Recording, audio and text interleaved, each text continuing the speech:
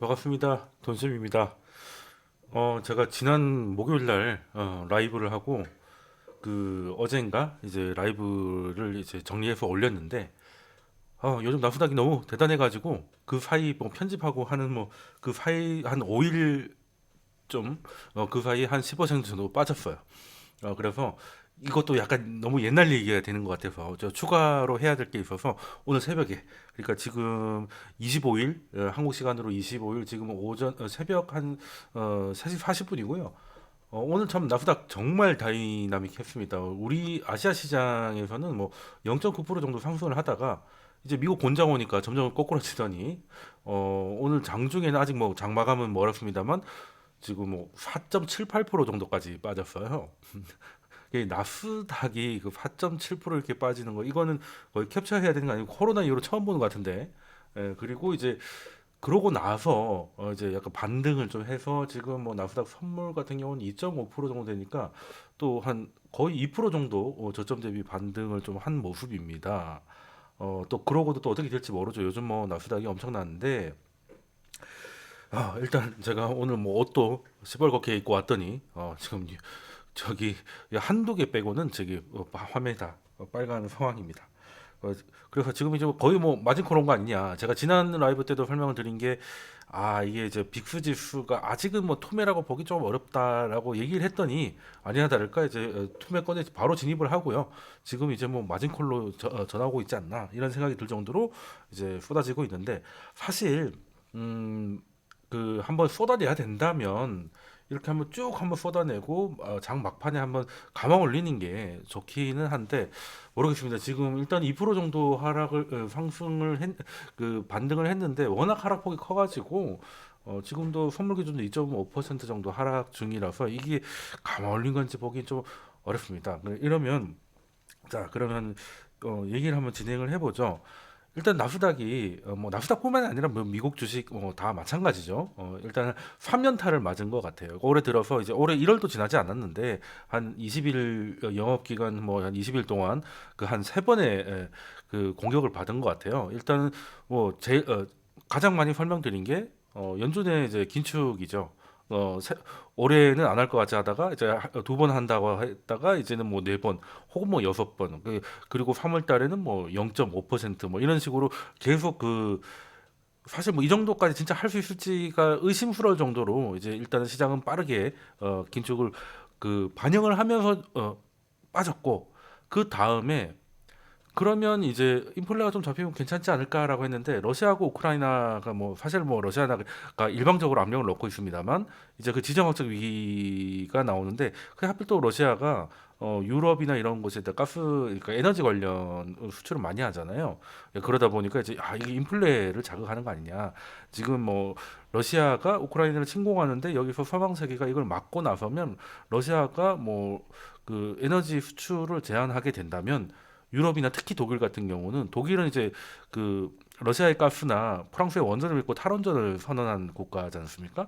그리고 우리가 탈원전 할 때 늘 얘기가 나왔던 그 국가인데 지금 EFG라고 해서 뭐 선도는 하고 있습니다만 사실은 신재생이 그 거룩한 뜻에도 불구하고 아직 갈 길이 좀 멀다는 게 지금 느껴지고 있잖아요. 그런 상황에서 지금 러시아가 가스관에 밸브를 쥐고 있으니 이거 쉽지 않다. 그럼 인플레이션이 다른 것들은 좀 둔화된다 하더라도 공급망 해소 이런 것들이 좀 완화되고 좀 다른 요소들이 둔화된다 하더라도 에너지 가격 때문에 인플레가 계속되면 연준이 좀 더 지금보다 더 강한, 아니면 지금 얘기했던 그 수준을 계속 유지할지도 모른다는 그 우려감이 또 그 2차 싸다구를 날렸고요.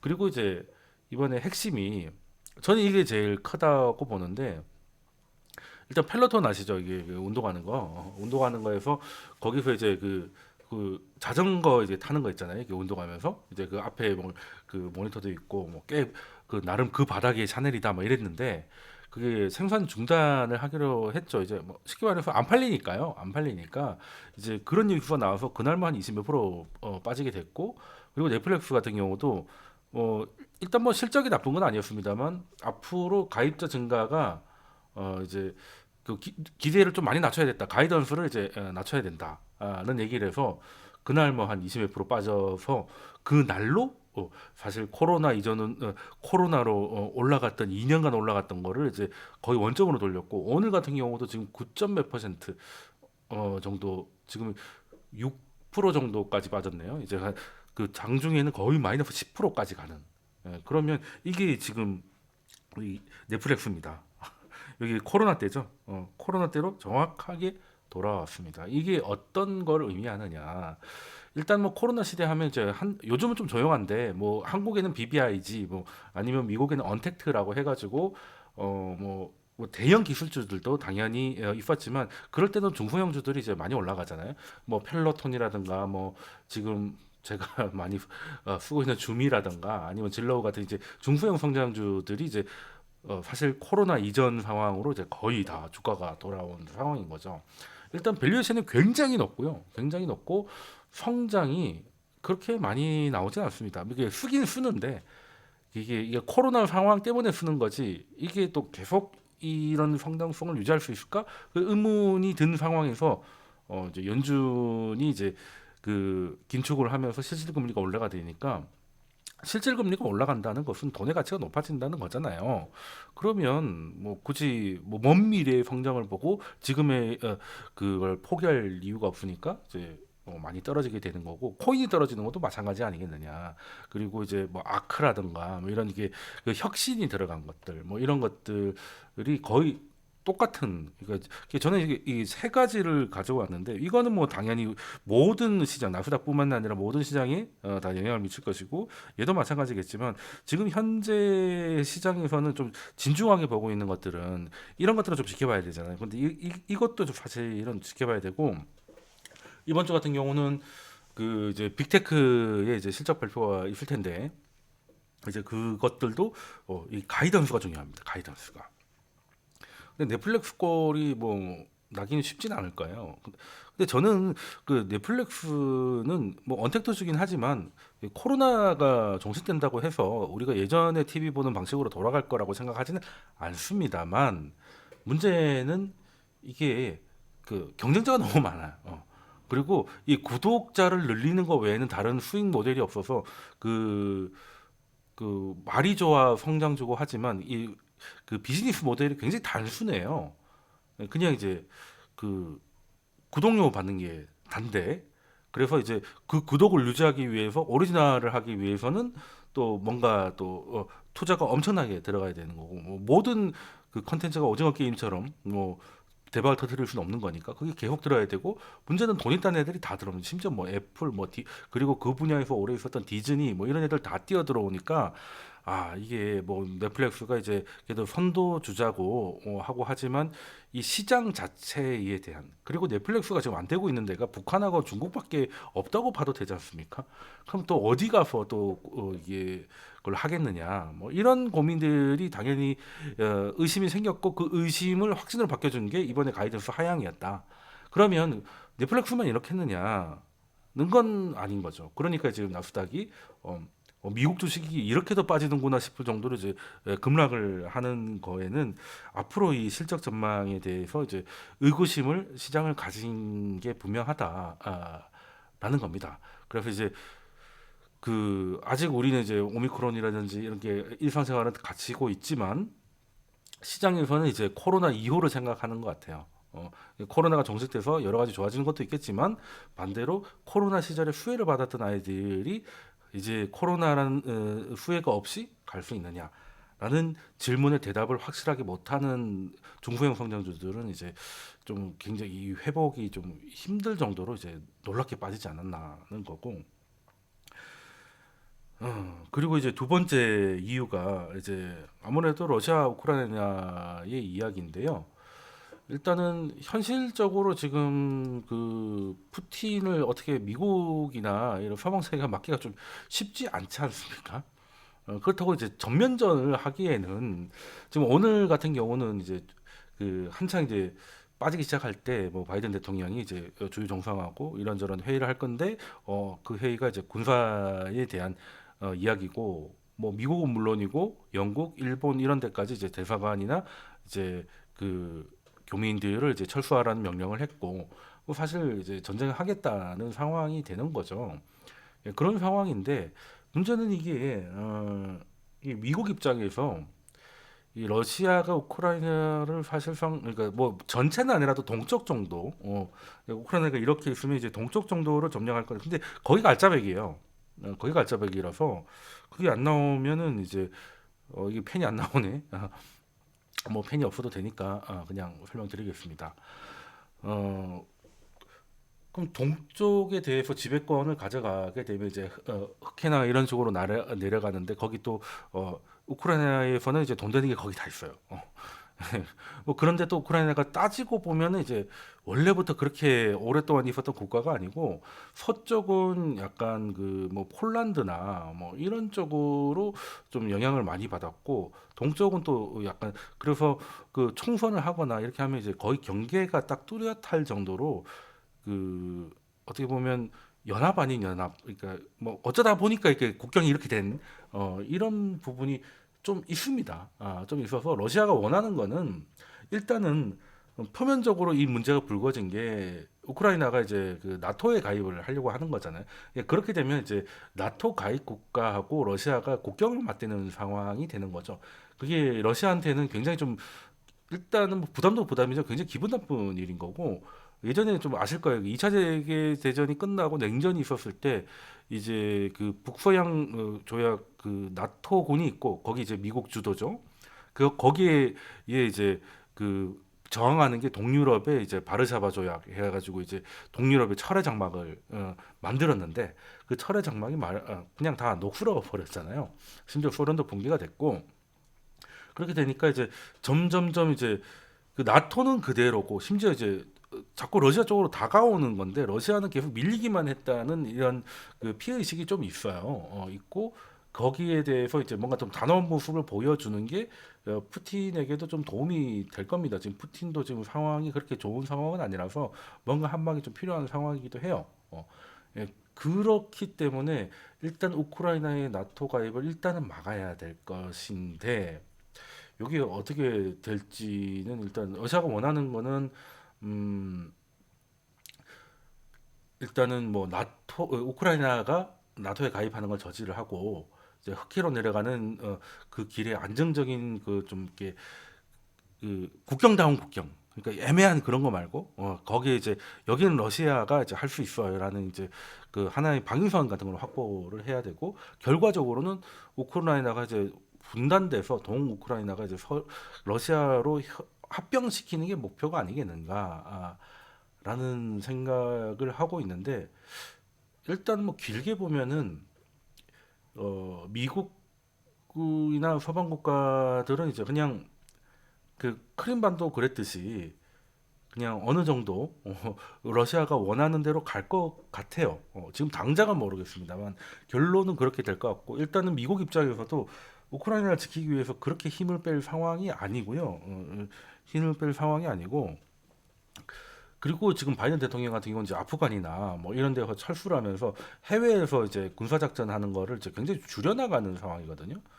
예, 그래서 지금 굉장히 지금 바이든 대통령에서는 그 선택이 어려운 게 일단은 그 트럼프 때는 아메리칸 퍼스트 그러니까 동맹도 심지어 까고 동맹한테 돈 내놔라 이런 분위기였다가 지금 바이든 대통령은 이제 그 동맹이 중요하다. 그래서 동맹을 엮어가지고 뭐 중국을 견제한다든지 이런 기존의 전통적인 미국의 방식으로 돌아왔는데 그러려고 하면 이제 세계 각곳의 주요 지구에서 미군이 활동을 좀 해야 되는데 그거는 굉장히 이제 부담스러운 상황이고 지금 이제 재정 적자나 이런 것들이 지금 그 바이든이 하려고 하는 것들이 돈 들어가는 게 굉장히 많잖아요. 그거를 다 적자 재정으로 하는 것도 한계가 있을 테니까 세금을 늘리고 싶은데 그것도 저항이 만만치 않으니 가장 좋은 거는 쓸데없는 데다 돈을 안 쓰는 거죠. 예, 그래서 이제 그 뭐 아프간이나 이렇게 끝나지도 않은 전쟁을 이제 빨리 어떻게든 좀 무리해서라기까지 해서 끝을 냈고 이런 상황이면서도 그 해외에서 군사적 작전을 상황을 줄이고 있으면 그 동시에 또 동맹국 간에 이제 그 미국한테 미국의 의리를 보여줘야 되잖아요. 그러면 나토와 러시아가 이제 대립하는 상황이면 미국은 나토의 이제 핵심 동맹이기 때문에 뭔가 액션을 해줘야 되는데 그러기에는 지금 스탠스하고 좀 맞지 않고 그리고 러시아나 뭐 그러니까 굳이 러시아가 아니라 하더라도 이런 이게 전쟁 아닌 전쟁으로 돈을 많이 쓰게 되면 그것조차 이제 인플레이션이나 그 수요 폭발의 최고가 또 전쟁 아니겠습니까? 물론 뭐 그 정도 전면전은 안 간다 하더라도 그리고 재정 적자가 굉장히 커질 거니까 다른 걸 할 수 없는 상황이 될 수 있어요. 예, 그러니까 지금 바이든은 뭔가 동맹들아 나를 바라 우리를 보여줄게 이걸 하기에도 부담스럽고요. 안 하기에는 이게 한 번 밀리는 건 괜찮은데 이 우크라이나를 러시아가 정말 쉽게 접수를 한다면 중국도 이게 이때가 기회다. 미국이 지금 뭔가 못 움직이기가 힘들다. 이런 눈치를 보고 움직일 수 있다는 것도 미국이 알 거 아니에요. 참 쉽지 않은 문제다라는 건데 일단 우리는 투자자 입장에서는 가장 그 당장에 중요한 거는 지금 이제 원유 가격이 올라서 인플레이션이 다른 것들은 좀 꺾이고 있어도 원유가 지금 계속 이제 86불 뭐 이 정도까지 가고 있고 뭐 100불까지 가는데 아무 그 저항이 없을 것이다 이런 보고서들이 쏟아지고 있는데 그 중에 한 역할을 하고 있는 게 이게 우크라이나 문제거든요.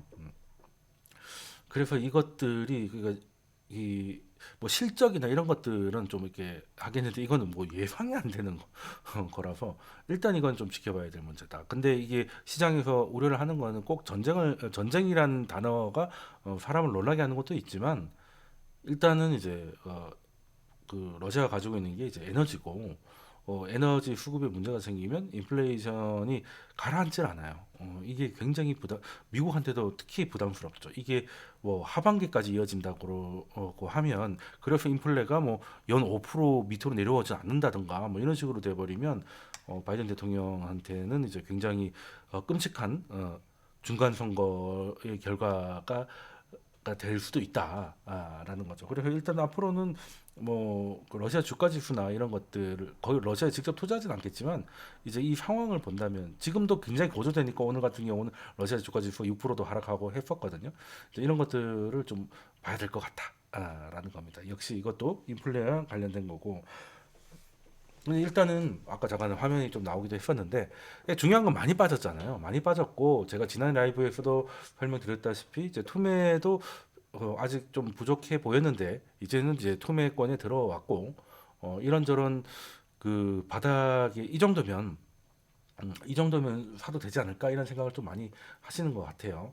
지금 또 이야기하고 있는 동안에 선물은 마이너스 1.8까지 일단 반등은 좀 이어나가고 있습니다.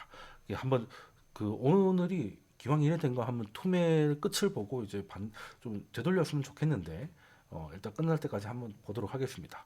자 그러면 지금 이 정도 만약에 이 그림대로 계속 이제 오늘 장중 마이너스 4.78%가 장중 바닥이 끝끝내 이제 바닥이 돼서 이제 적어도 단기 바닥을 잡을 수 있을 것인가 뭐 그럴 것 같다는 생각이 들면 일단은 주춤해야 되는 거 아니냐 이 생각을 할 수도 있죠. 뭐 저도 그렇게 생각을 하고 있는데 일단은 하나 걸리는 게 있어요. 그러니까 그 지난 라이브 때는 투매가 좀 아직 부족한 것 같아서 이제 좀 걸린다고 했는데 이제는 투매는 조금 나온 것 같고 그래도 하나 걸리는 게 뭐냐면 이거는 아마 내일 정도 돼야 알 것 같아요.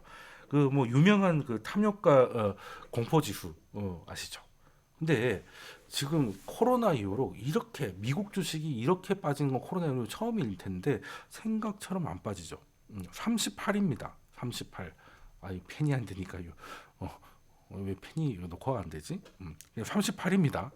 38인데 그러면 주가 떨어진 거에 비해서 뭐 생각보다 낮잖아요. 지금 비트코인 같은 경우도 이런 지수가 있는데 비트코인은 막 13, 18 막 이렇거든요. 그에 비하면 거의 두 배라는 거죠. 그러니까 그 약간 극한의 공포가 아닌 거예요. 주가 지수를 보면 이제 극한의 공포인 것 같은데 그 왜 그런 거 했더니 이게 하나만 보고 이제 뭐 주식 시장의 가격 그리고 모멘텀 이런 것들 다 보지만 여기에 포함되는 게 그 중에 하나가 이 채권에도 이제 그 하이힐드가 있고 국채가 있고 하이힐드라는 게 말 그대로 이제 그 높은 이자인 거잖아요. 그러니까 높은 이자는 높은 리스크를 갖고 있겠죠. 그럼 국채보다 당연히 일반 회사채 그리고 우량 회사채보다 비우량 회사채가 당연히 금리가 높겠죠. 그러지 않으면 그 채권을 사지 않을 거니까. 그런데 지금 이렇게 시장이 좋지 않고 미국의 경기 둔화 얘기가 나오고 막 하고 있으면 당연히 그 하이힐드 채권의 가격은 떨어져야 되잖아요. 위험해지니까 위험한 거는 가격이 떨어지는 거지. 근데 그 부분에 있어서는 역시 제가 그 빨간색으로 표시해 놨죠. 여기는 탐욕 구간입니다. 그러니까 전체 지수는 36 공포인데 그 하이힐드 그 고위험 채권 시장에서는 지금 뭐 그 약간 그 묻지마 매수가 계속되고 있다는 거죠. 그리고 여기 보시면 최근에 이게 최근에 여기 이 여기 보이시 여기 보이 힘들다. 아, 왜 이렇게 이게 안 되지? 자, 그 끝에 보면 이제 뚝 떨어진 게 나오잖아요. 이게 뚝 떨어진 게 뭐냐면 더 많이 산다는 겁니다. 그러니까 스프레드는 간격이잖아요. 스프레드가 확대되면 그만큼 이제 위험한 것들 위험한 채권의 가격이 덜 위험한 채권의 가격보다 이제 떨어져서 점점 벌어진다는 뜻인데 지금 같은 경우는 벌어져야 정상이죠. 벌어져야 정상인데 계속 내려오다가 올해 들어서는 아예 그냥 거의 붙어서 지금 약간 고개를 들었습니다. 이게 뭐겠습니까? 이거는 주식 시장에서는 지금 막 열심히 투매가 나오고 하고 있지만 채권 시장에서는 아직 그냥 그냥 계속 그냥 사면 되지 뭐 이런 분위기가 계속 이어지고 있다는 겁니다. 그러니까 이게 두 가지로 해석을 할 수 있을 것 같아요. 일단 주식 시장이 너무 호들갑을 떤다. 그러니까 채권 시장에서는 이런 아니 뭐 금리 올리는 거 뭐 그렇다고 금리 인상을 뭐 우려감이 갑자기 좀 속도가 빨라진 건 맞는데 뭐 경제를 박살낼 정도는 아니야. 그냥 지금 오히려 제로 금리가 말이 안 됐던 거니까 이제 이거 돌아오는 그 정도는 오케이 뭐. 그래서 많이 네 번 올려 다 올려봐야 1%인데 뭐 그게 뭐 절대적으로 높은 값이야? 애니웨이가 되는 채권 시장은 약간 그런 거일 수도 있고 근데 이제 주식 시장은 그런 걸 약간 오바일 수도 있어요. 그러니까 지금 FMC가 이제 며칠 안 남았잖아요. 바로 내일 모레인데 연준한테 막 그 엄살 피우는 것도 있는 것 같아. 진짜 올릴 거예요. 이런 거. 약간 시장하고 기싸움 할 때가 있었습니다. 예전에도. 그래서 주식 시장이 오바를 하는 건지 첫 번째는 이제 주식시장 오바다. 그러면 약간 단기 바닥이라도 볼 수 있겠죠. 그럼 연준이 뭐 그렇다고 1월 달 FOMC에서 금리를 이제 올린다고 했던 거 다 취소합니다. 이런 얘기는 안 할 것이고 대신에 뭐 그냥 네 번 뭐 예를 들어 네 번 지금 뭐 시장은 다 네 번이라고 생각하고 있으니까 네 번 이상은 안 간다.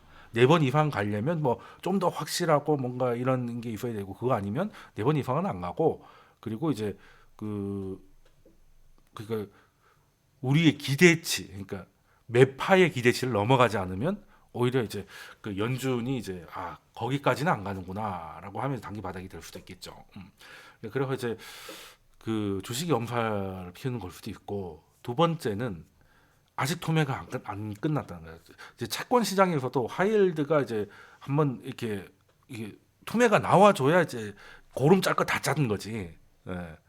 이제 그래서 이제 그때부터 이제 방향을 돌릴 수 있는데 주식 시장이 좀 가볍게 왔다 갔다 하고 있고 채권 시장이 이제 좀 가다가 좀 더 가서 이제 한번 고름을 짜면 이제 그때 진성이 바닥이 아니겠는가라는 두 가지 해석이 다 가능하다는 거예요. 일단은 근데 뭐 어떻게 될지는 뭐 저도 모르겠습니다만 FOMC 이후에 좀 반응을 좀 봐야 되겠죠. 그래서 일단은 단기 뭐 일단 충분히 빠졌기 때문에 이런 말을 하면 안 돼. 어쨌든 좀 빠졌기 때문에 단기 반등을 기대할 수 있을 거예요. 단기 반등 기대할 수 있고 근데 이제는 조정의 끝이다라고 말하려면 그 지금 최근 한 10년간 이렇게 보면 나스닥이 이제 조정을 받을 때 그 10% 이상 조정받은 걸 다 평균을 하면 기간이 한 두 달 정도 되고요. 한 15%에서 뭐 그 정도 되더라고요. 그러면 지금 11월부터 뭔가 분위기가 안 좋았으니까 얼추 뭐 시간은 다 돼 가는 것 같은데 그때 가장 길었던 게 그 2018년 연말에 금리 이제 올리면 안 되는데 뭐 파월이 갑자기 그 중립금리까지 갈 길이 멀다는 식으로 해가지고 계속 올릴 것 같아서 한번 식겁을 한 적이 있거든요. 그때 한 117 영업일 정도가 이제 조정 기간이었고 그 외에는 이제 평균 한 두 달 조금 넘어가는 그런 시간이었고 한 20% 내에서 다 얼추 마무리가 됐었다는 건데 근데 일단은 뭐 그건 그 지나서 평균이야. 뭐 앞으로 알 수 없는 거니까. 그래서 일단은 이제 단기 반등이 아니라 단기 반등이라고 얘기하니까 이제 우리나라 것도 얘기를 하면 제가 지난 라이브에서 뭐 2,840 정도가 이제 이런저런 계산을 해보니까 뭐 참 싸더라라고 했는데 그것도 장중에 잠깐 터치했다가 그 종가는 안 깼는데 오늘 깨셨죠. 그랬는데 지금 이제 그 코스피 같은 경우는 그 이렇게 조정이 뭐 미국 시장하고 같이 조정을 받을 때 그 이동평균선 251선에서 그 주가가 한 그 8에서 11% 정도까지 빠지면 이제 일단은 단기적이라도 바닥을 잡더라고요. 근데 251선이 3,100 정도 있어요. 그래서 지금 한 거의 그 8, 9% 정도 와 있거든요. 그러면 이제 여기서 1%, 2% 혹은 아니면 여기까지 정도에서 일단은 단기적인 바닥을 좀 기대해 볼 수 있다는 건데 그러면 단기 말고 이제 중장기적인 건 어떻게 될 거냐? 일단은 말씀드린 하락 요인들이 뭐 해소가 돼야 되겠죠. 일단은 뭐 그 경기 둔화에 대한 그러니까 지금 OECD 경기 선행 지수가 이제 미국도 꺾이고 전 세계가 꺾였거든요. 우리나라도 작년 6월부터 꺾였죠. 근데 이게 꺾이면 특히 우리나라 같은 경우도 한번 꺾이면 이제 1년 정도는 가요. 그래서 적어도 한 6월 달에 꺾였으니까 6월 정도에는 바닥 찍고 올라오는 게 좀 확인되고 아니면 연준이 이제 가이던스를 좀 시장한테 주는 거죠. 지금은 이제 너무 불안하니까 금리 인상에 대한 그 우려감이 점점 가면 갈수록 커지잖아요. 이제 이걸 좀 잡아주는 거지. 연준이 금리 올리는데 이러이러하면 거기까지는 아니야. 뭐 이런 그 가이던스가 좀 나와줘야 되고 그리고 인플레이션이 완화돼야 되는 거죠. 인플레이션이 조금 완화가 되면 그러면 경기는 일단은 이제 둔화는 하는데 어느 정도 바닥을 가면서 인플레는 적당한 수준으로 내려오고 다시금 경기가 고개를 들게 되면 그때는 연준이 금리를 올리고 있어도 이제는 경기가 돌아섰기 때문에 그 시장이 그렇게 긴장하지 않아요. 그래서 올해는 어쩔 수 없이 이제 좀 그 우리나라만 해도 돌아서려면 이제 빠르면 한 6월 달은 넘어야 되고요. 그리고 연준이 확실한 스탠스니까 1월 달에 뭔가 얘기를 할 것 같진 않고 3월 FOMC 정도 돼야 어느 정도 이제 그 신호를 줄 것 같고요. 그리고 이제 인플레도 한 3월 정도는 돼야 일단 그 중국의 생산자 물가가 12월에 일단은 피크 찍는 모습을 보였으니까 거기에 어느 정도 그리고 이제 오미크론 이런 것들이 좀 정리가 돼서 그 다른 요인들이 좀 제거가 되고 그리고 중요한 거는 이제 인플레가 다른 것들은 정리가 되는데 러시아 문제나 이런 것들이 지정학적 리스크가 계속 인플레를 자극하지 않으면 좀 괜찮을 것 같다라는 거예요. 그래서 지금은 기술적으로 단기 반등은 좀 기대할 수 있는데 이제 시장이 이제 바닥을 잡을 하려면 적어도 한 3월은 좀 넘어야 되지 않겠나. 그 전까지는 그래서 오히려 변동성을 좀 이용하자. 그러니까 3월 이후에 만약에 어떤 시장이 좀 펼쳐질 것 같다라고 생각이 들면 그 시장에 맞는 종목으로 좀 변동성을 이용해서 교체를 하는 것도 그렇다고 꼭 성장주가 같이 줘야 된다 뭐 이런 건 아니지만 뭐 사실 이런 국면에서는 실질 금리가 올라가는 국면에서는 가치주가 좀 낮긴 했습니다. 이제 그런 것도 포트에 없으면 이제 담아가는 그리고 일단 숫자 찍히는 기업들 성장주든 뭐 가치주든 일단 숫자가 찍히는 애들 그러니까 실적이 찍히는 애들 이제는 지금 버는 돈이 미래에 버는 돈보다 중요해졌어요. 왜? 금리가 제로면 지금 버나 나중에 버나 크게 상관이 없잖아요. 근데 금리가 높으면 지금의 현금 흐름이 미래의 현금 흐름이 같은 액수보다 훨씬 크게 느껴질 수밖에 느껴지는 정도가 크게 프라이싱 될 수밖에 없거든요. 그래서 어느 정도는 그게 좀 있을 수 있다 라는 겁니다.